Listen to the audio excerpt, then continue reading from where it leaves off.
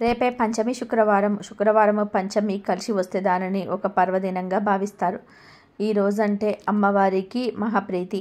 పంచమి తిథి అనేది అమ్మవారికి చాలా ఇష్టమైన తిథి. అయితే ఈ పంచమి తిథి రోజున బీరువా కింద ఈ ఆకును పెట్టండి చాలు, నోట్ల కట్టలు వచ్చి పడతాయి. అపార ధన యోగం కలుగుతుంది. మీకు ఉండే ధన సమస్యలన్నీ కూడా పోతాయి. కాబట్టి మర్చిపోకుండా పౌర్ణమి రోజు బీరువా కింద ఈ ఆకును పెట్టండి. అలా పెట్టడం వలన మీకు ఎప్పుడు డబ్బుకు లోటు అనేది రాదు. ధన సమస్యల నుండి బయటపడే అవకాశాలు వస్తాయి. పంచమి తిథికి ఎంతో శక్తి ఉంటుంది కనుక ఈరోజు తప్పనిసరిగా ఈ పరిహారాన్ని చేయండి. అలా చేయటం వలన చాలా చక్కటి ఫలితాలు వస్తాయి. మీ జీవితం అద్భుతంగా మారిపోతుంది. పంచమి అనేది చాలా మంచి తిథి. ఈరోజు అమ్మవారి ఆలయానికి వెళ్ళాలి. అమ్మవారు అంటే లక్ష్మీదేవి, దుర్గాదేవి, లలితాదేవి, ఇలా అమ్మవారి ఆలయాలు మీకు ఈ దగ్గర ఉంటే ఆ ఆలయానికి వెళ్ళాలి. అలాగే ఈరోజు కనకదార స్తోత్రం పఠిస్తే లక్ష్మీదేవి అనుగ్రహం కలుగుతుంది. అంతేకాదు పంచమి రోజు బీరువా కింద ఒక ఆకును పెడితే నోట్ల కట్టలు వచ్చి పడతాయి అని శాస్త్రాలు కూడా చెప్తున్నాయి. మరి పంచమి తిథి రోజున బీరువా కింద ఏ ఆకును పెట్టాలనే విషయాన్ని ఈ వీడియోలో వివరంగా తెలుసుకుందాం. అంతకన్నా ముందు శంకరాచార్యుల వారు అమ్మవారితో ఎందుకు పాచికలాడారు, ఆ ఆటలో ఎవరు గెలిచారు అనే విషయాన్ని తెలిపే కథను విందాం. శక్తి పీఠాల్లో మధురమైన మీనాక్షి ఆలయ పీఠం ముఖ్యమైనది. లాంటి అందమైన విశాల నేత్రాలతో ఒక్క మరకత శిలతో అమ్మవారి విగ్రహం చెక్కి ఉంటుంది. ఆకుపచ్చ నీలం కలగలిపిన మరకతమణి శరీర కాంతి అమ్మ ప్రత్యేకత. మధురను పాలించే పాండ్యరాజులంతా మీనాక్షిని ఆడపడుచుగా కులదేవతగా ఆరాధిస్తారు. దేవి భాగవత పురాణంలో మణిద్వీప వర్ణనలో ఆ ఆలయాన్ని పాండ్యరాజులు రూపొందించారు. చతుషష్ఠి కళా నిలయమైన మీనాక్షి రాత్రి వేళలో ప్రాణహింసకు పాల్పడేది. ఆమెను శాంతింపచేయడానికి దేశం మొత్తం మీద వేద పండితుడు ఋత్వికులను పిలిపించిన పాండురాజులు యజ్ఞాలు, యాగాలు, పూజలు, జపహోమాలు అన్నీ చేయించారు. కానీ ఆ పూజలు చేసిన వారినే కవిలించి వేసింది అమ్మవారు. చేసేది లేక నిస్సహాయంగా ఉండిపోయిన పాండ్యరాజులు సూర్యాస్తమయం అయ్యాక నగరంలో ఎవరు తిరగకూడదు అంటూ నిషేధాజ్ఞలను విధించాడు. ఆ మాట ధిక్కరించి ఎవరైనా బయటకు వస్తే అమ్మవారి కోపాగ్నికి ఆహుతి అవ్వాల్సిందే. అక్కడ క్షేత్రపాలకుడు అమ్మవారి అర్ధభాగమైన సుందరేశ్వరుడు అనగా శివుడు కూడా అంతా చూస్తూ ఉండిపోయాడు. దేవేరి ప్రవృత్తి మార్చడానికి ఏమీ చేయలేకపోయాడు. తన శరీరంలో అర్ధభాగమైన అమ్మవారిని అవమానిస్తే తనను తాను అవమానించుకోవడమే అని భావించాడు. అలాంటి సమయంలో మధురలో అడుగుపెట్టారు ఆది శంకరాచార్యులు. ఆది శంకరాచార్యులను అత్యంత భక్తి శ్రద్ధలతో ఆహ్వానించిన పాండ్యరాజులు సకల మర్యాదలు చేశాడు. అయితే ఈరోజు రాత్రి తాను మధుర మీనాక్షి ఆలయంలో ధ్యానం చేసుకుంటాను అన్న ఆది శంకరాచార్యుల మాట విని పాండ్యరాజు మునిగిపోయాడు. వద్దు స్వామి వద్దు, మేము చేసుకున్న ఏ పాపమో ఏ శాప ఫలితమో చల్లని తల్లి రాత్రివేళ తాపస శక్తిగా మారి కంటికి కనిపించని ప్రాణిని బలి తీసుకుంటుందని రాజ్యంలో జరుగుతుందంతా కూడా చెప్పాడు రాజు. అంతా విన్న శంకరాచార్యులు సన్యాసులు గృహస్థుల భిక్ష స్వీకరించే వరకే ఉండాలి, కానీ ఆ తర్వాత ఆ ఇంట ఉండరాదని చెప్పి జగన్మాత ఆలయానికి వెళ్తాను, అడ్డు చెప్పొద్దన్నారు. దివ్య తేజస్సుతో వెలిగిపోతున్న ఈ బ్రహ్మచారిని ఇక చూడనేమో అని పాండ్యరాజు ఆవేదన చెందాడు.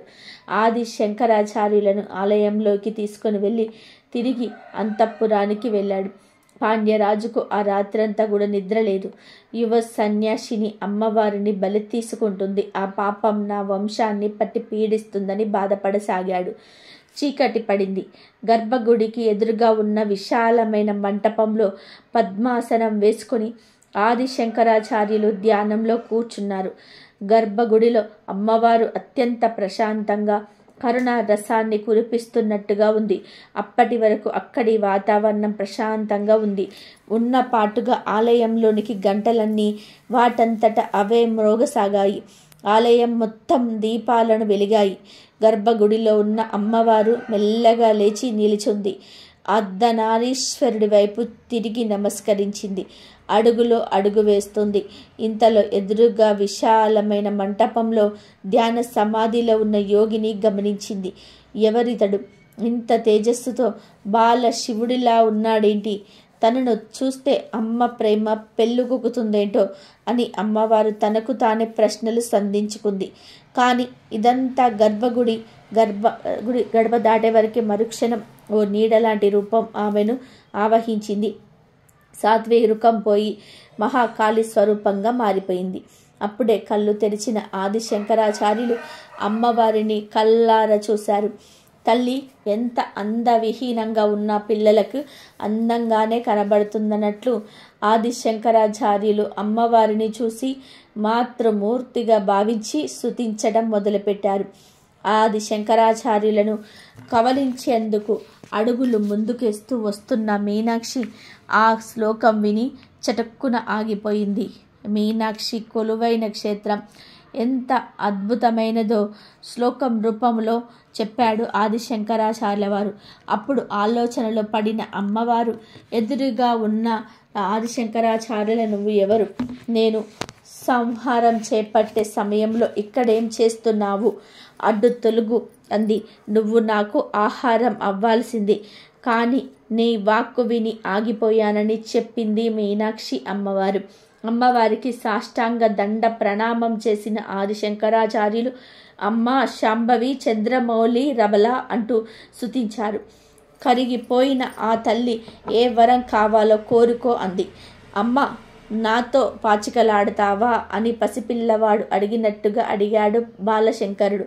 తప్పక ఆడుతాన్నాయన, కానీ ఆటన్నాక పందెం ఉండాలి కదా, అందుకే ఓ నిబంధన పెడతాను అంది మీనాక్షి. నేను ఓడిపోతే నా భర్త ఆజ్ఞ మేరకు సంవత్సర కాలం నడుచుకుంటాను. నువ్వు ఓడిపోతే నేను వేసే ప్రశ్నలకు వివరంగా విసుక్కోకుండా సమాధానం చెప్పాలి అంది. ఆ ప్రశ్నలకు సమాధానంగా వచ్చినవే దేవతా స్తోత్రాలు, కవచాలు, అష్టోత్తర శతనామావళి స్తోత్రాలు. అమ్మ, ఆటలో నువ్వు ఓడిపోతే ఈ సంహార కార్యక్రమం ఆగిపోయాలి. నేను ఓడితే మొదట ఆహారం అవుతాను అన్నాడు ఆది శంకరాచార్యులు. అదే సమయంలో పరమేశ్వరుడి నుంచి ఒక కాంతి కిరణం మెరుపులా వచ్చి ఆది శంకరుడిలో ప్రవేశించడం ఆ తల్లి గమనించలేదు. తర్వాత పాచికలు సృష్టించిన అమ్మవారు, చిన్న వాడివి కదా, ఆట మొదలుపెట్టు అంది. పరమేశ్వరుడితో తప్ప మరెవ్వరితోనూ పాచికలాడని తల్లివి, సాధారణ మానవుడినైన నాతో ఆడడానికి అంగీకరించావు. అందుకని ఈ రాత్రి జరుగుతున్న వర్తమాన కాలం చాలా విలువైనది, మహత్తరమైనది అన్నాడు శంకరాచార్యులు. నిన్ను స్మరిస్తూ పాడుతాను తల్లి అంటూ ఆట మొదలుపెట్టారు శంకరాచార్యులు. సృష్టి స్థితి లయాలను నేను నిర్వహించగలనన్న గర్వంతో ఉన్న ఆ తల్లి కళ్ళల్లో చూపుల్లో ఎరుపుదనం, అహం కనిపించాయి. విజయం నాదే కదా అంది మీనాక్షి అమ్మవారు. ఆ పరాజయం ద్వారా పొందిన అవమానం దైవం యొక్క పాదాలను పట్టుకునేలాగా చేస్తుంది. ఇది మాత్రం విజయం కాదా తల్లి అన్నాడు ఆది శంకరాచార్య భక్తి పారవశ్యంతో అమ్మవారికి మొక్కుతూ. అమ్మవారు దిగ్భ్రాంతి చెందింది. నాయన, నీ ప్రతి అక్షరం ఒక కవిత్వమే, ఆ ప్రతి కవితా స్తోత్రమే, ఆ స్తోత్రం ప్రతిదీ శృతి సమ్మతమై వేదమై వేదవార్యై అలలారుగాక అని దీవించింది. ఆట పూర్తయ్యే వరకు గర్భగుడిలోనే ఉంటానని చెప్పి వెనక్కి వెళ్ళి తన స్థానంలో కూర్చొంది మధుర మీనాక్షి. ఆ క్షణం ఆమె శాంత స్వరూపినిగా మారి ఈ యోగిని ఓడించకూడదని అమ్మలా ఆలోచించింది. ఆది శంకరాచార్యులి తొలి విజయం ఇదే. సంహారానికి వెళ్తున్న అమ్మవారిని వెనక్కు పంపించి మళ్ళీ శాంత స్వరూపినిగా మార్చారు. వరుస శ్లోకాలు చెప్తూ అమ్మను స్తుతిస్తూ ఆ ఆట తెల్లవారి వరకు సాగింది.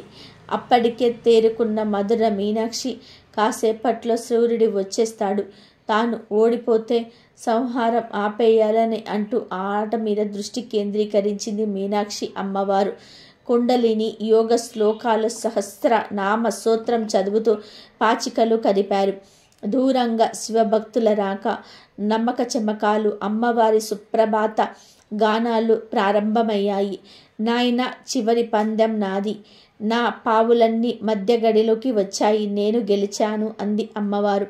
నీ చేతిలో ఓటమి కంటే నీ బిడ్డకు కావలసింది ఏముంది అన్నాడు ఆదిశంకరాచార్యులు. ఆట వైపు ఒక్కసారి తేరిపారి చూసి చూడమ్మా, సంఖ్యాశాస్త్రం పరంగా, అక్షర సంఖ్యాశాస్త్రపరంగా, మంత్రశాస్త్రపరంగా గెలుపు నాది అన్నారు. నవావర్ణులతో కూడిన శ్రీచక్ర రూపం, శ్రీచక్రంలోని ఉగ్ర బీజాలు మాయమై నీలో తాత్కాలికంగా ఆవహించిన తాపస శక్తి మాయమైంది. శ్రీచక్రం నీ దేహమైతే సహస్రనామావళి ఈ నామం. నీ అపార కరుణతో ఈ రాత్రంతా నా తపస్సు దారపోసి నేను ఏర్పరిచిన ఈ శ్రీచక్ర రాజ్యాన్ని నేను తిరస్కరిస్తావా? నీవు చేసిన ఈ సృష్టిని, నీ ఉనికిని నీవే అంతరహితమని నిరూపిస్తావా? అలా చేస్తే అస్తికత ఉండక నాస్తికత ప్రబలి సర్వ సృష్టి నాశనమవుతుందని చెప్పి ఆగిపోయారు ఆదిశంకరాచార్యుడు. అప్పటి వరకు పాచికలు ఆడేందుకు గీచిన గడువు శ్రీచక్రం అని గాని తనను అందులో ప్రతిష్ఠించాడు అంటే బంధించాడు అని అమ్మవారు గుర్తించలేదు. అప్పుడు కళ్ళు తెరిచిన పరమశివుడు, దేవి, నీ నీ తాపస స్వభావాన్ని అదుపు చేయలేకపోయాను. ఎందరో నిర్దాక్షణంగా బలి అయిపోయారు. ఈ ప్రాణికోటిని రక్షించేదెవరు? నీ తాపత శక్తిని ఎవరు జయించలేరు. నేను ప్రయత్నం చేస్తే నా అర్ధ శరీరాన్ని అవమానపరచటమే అవుతుంది. అందుకని సకల దేవతలు నేను సాక్షిభూతాలుగా ఉండిపోయాము.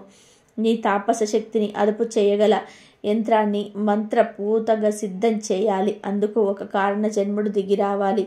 ఏ మలినం అంటని బాల్యంలోనే సన్యసించి సర్వదేవత సాక్షాత్కారం పొంది మంత్రదృష్టగా మారాలి.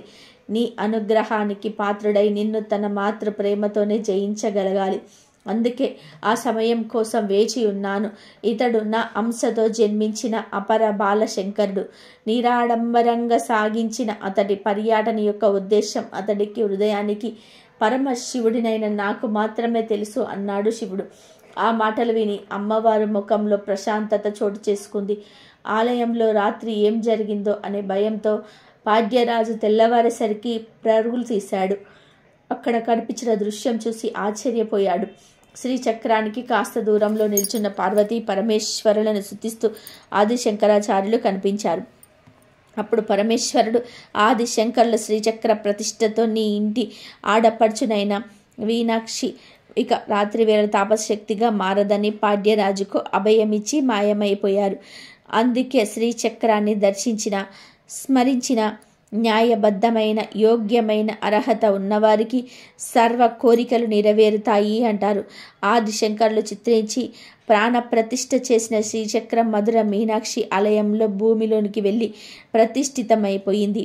అందుకే ఆ ప్రాంతంలో మోకరిల్లిన ఏదో దివ్యశక్తి ఆవహించినట్టే ఉంటుందంటున్నారు ఇక భక్తులు.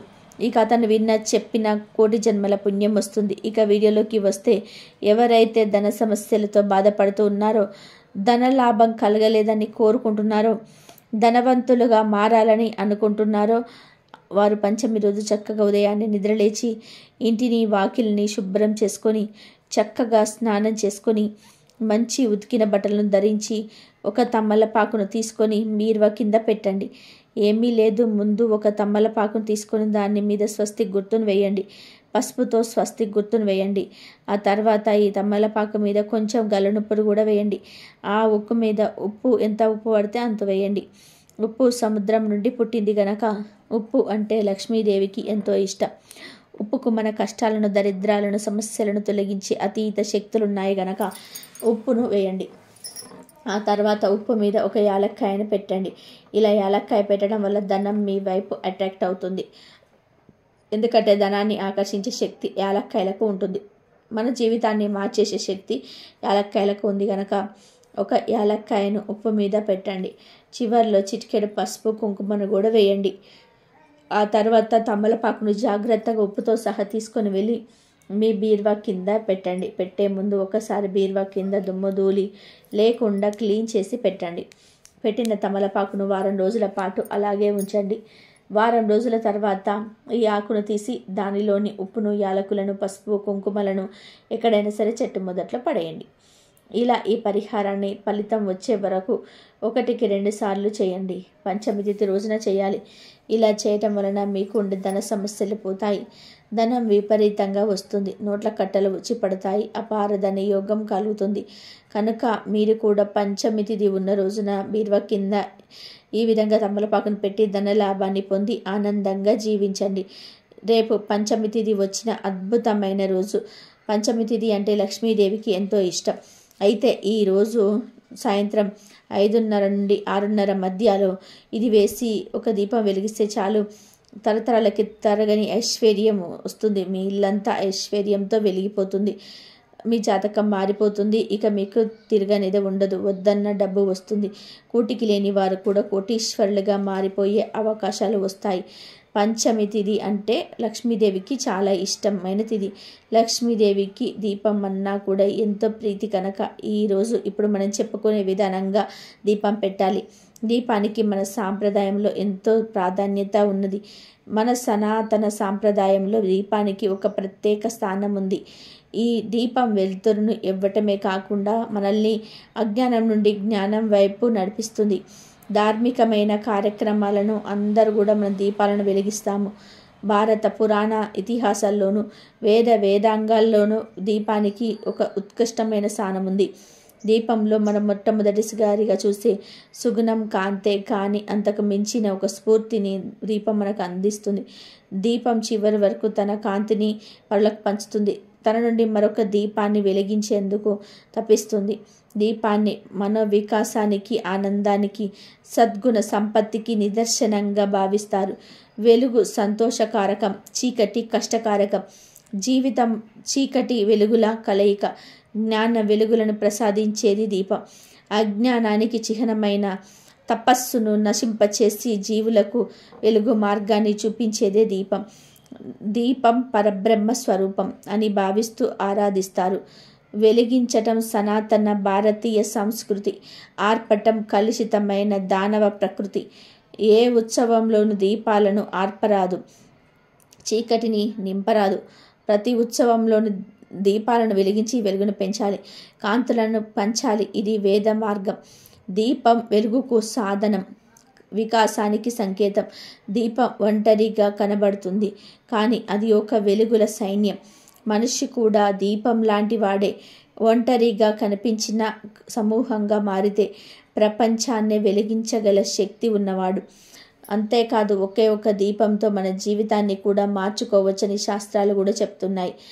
ఏమీ లేదు, పంచమి తిథి రోజు ఇప్పుడు మనం చెప్పుకోబోయే విధానంగా ఒక దీపం పెడితే చాలు, మీ జీవితం మారిపోతుంది. మీ ఇల్లంతా కూడా ఐశ్వర్యంతో వెలిగిపోతుందని పెద్దలు చెప్తున్నారు. మరి ఇంతకీ పంచమి తిథి ఉన్న రోజు ఏం చేసి దీపం వెలిగిస్తే మీ ఇల్లంతా ఐశ్వర్యంతో వెలిగిపోతుంది అనే విషయాన్ని ఇప్పుడు ఈ వీడియోలో వివరంగా తెలుసుకుందాం. పంచమి తిథి అనేది లక్ష్మీదేవికి ఎంతో ఇష్టమైన తిథి కనుక ఈరోజు ఆడవారందరూ కూడా తోచిన విధానంగా లక్ష్మీదేవిని పూజించుకోవాలి.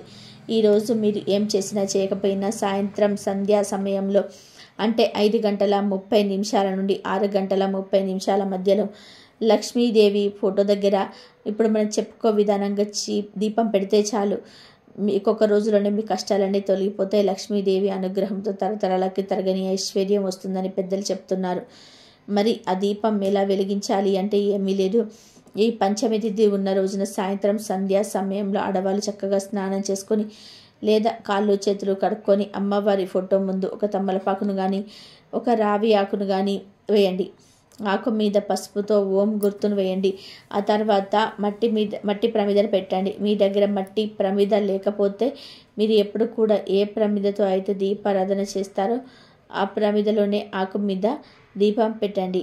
తర్వాత ఈ ప్రమిదలు నువ్వుల నూనె లేదా ఆవు నూనెను పోసి 3 ఒత్తులు వేసి దీపం వెలిగించండి. అలా దీపం వెలిగించిన తర్వాత వెలుగుతున్న దీపంలో అంటే దీపపు నూనెలో కొంచెం దాల్చిన చెక్క పొడిని కూడా వేయండి. పంచమి నుంచి ప్రత్యేకంగా దాల్చిన చెక్కను పొడి వేసి దీపం వెలిగించినట్లయితే పరిపూర్ణంగా లక్ష్మీ దేవి కటాక్షం సిద్ధిస్తుంది. తరతరాలకి తరగని ఐశ్వర్యంతో మీ ఇల్లంతా కూడా వెలిగిపోతుంది. కష్టాలు, బాధలు, సమస్యలన్నీ కూడా పోతాయి. తిరిగిలేని రాజయోగం పడుతుంది. పట్టిందల్లా బంగారం అవుతుంది. కాబట్టి మీరు కూడా రేపు ఎంతో పవిత్రమైన పంచమి తిథి ఉన్న రోజున సాయంత్రం సంధ్యా సమయంలో సింపుల్గా ఇప్పుడు మనం చెప్పుకున్న విధానంగా పూజించి అమ్మవారి అనుగ్రహంతో సకల ఐశ్వర్యాలను పొంది సంతోషంగా జీవించండి. ఇదండి ఈరోజు వీడియో. ఈ వీడియో కనుక మీకు నచ్చినట్లయితే ప్లీజ్ లైక్ చేయండి, షేర్ చేయండి, సబ్స్క్రైబ్ చేయండి. ఈరోజు మీరు ఏం చేసినా చేయకపోయినా సాయంత్రం సంధ్యా సమయంలో అంటే 5:30 నుండి 6:30 మధ్యలో లక్ష్మీదేవి ఫోటో దగ్గర ఇప్పుడు మనం చెప్పుకోబోయే విధానంగా దీపం పెడితే చాలు, ఒక రోజులోనే మీ కష్టాలన్నీ కూడా